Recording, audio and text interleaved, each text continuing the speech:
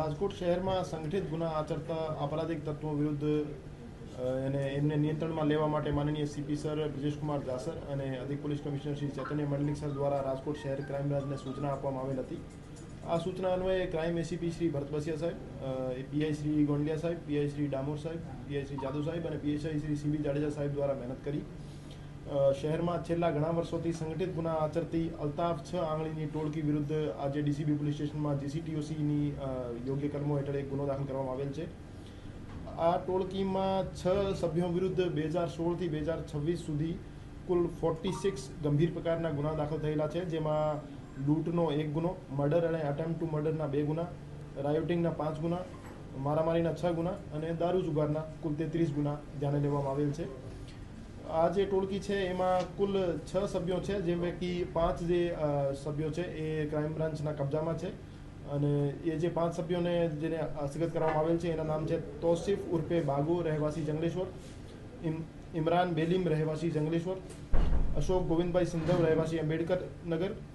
ભરત વાસુર રહેવાસી રાજકોટ અને ઇકબાલ વડાવરિયા રહેવાસી મોરબી। આ જે ટોળકી છે અને એના જે સભ્યો છે એના દ્વારા રાજકોટ શહેર સહિત આજુબાજુના જિલ્લાઓ જેમ કે મોરબી, જૂનાગઢ, રાજકોટ ગ્રામ્ય સહિતના વિસ્તારમાં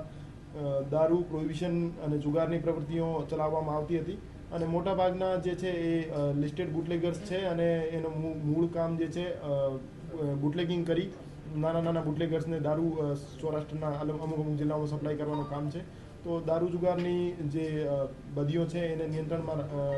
રાખવા માટે આ જે ટોળકી વિરુદ્ધ જીસીટીઓસી દાખલ થયેલી છે એ દાખલારૂપ એને સાબિત થશે અને આવનાર ભવિષ્યમાં પણ બીજી ટોળકીઓ રાજકોટ શહેરમાં એક્ટિવ છે એના વિરુદ્ધ જીસીટીઓસીની કાર્યવાહી કરવામાં આવશે। અલ્તાફ 6 આંગળી નામનો આરોપી જે છે એ ફરાર છે, એના વિરુદ્ધ મોટાભાગના પ્રોહિબિશનના ગુના દાખલ થયેલા છે અને અત્યારે પણ પીસીબી અને એક રાજકોટ ગ્રામ્યમાં ગુનો દાખલ થયેલો છે જેમાં એ વોન્ટેડ છે, એના કારણે એ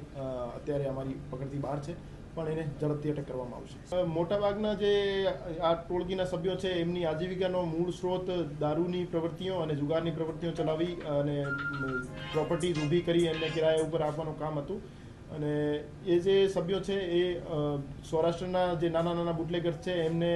દારૂના જથ્થાઓ સપ્લાય કરતા હતા। એ ટોળકી વિરુદ્ધ જીસીટીઓસીની કાર્યવાહી થવાથી સૌરાષ્ટ્રમાં દારૂની પ્રવૃત્તિ પર અંકુશ લગાવવામાં પોલીસને મદદરૂપ થશે।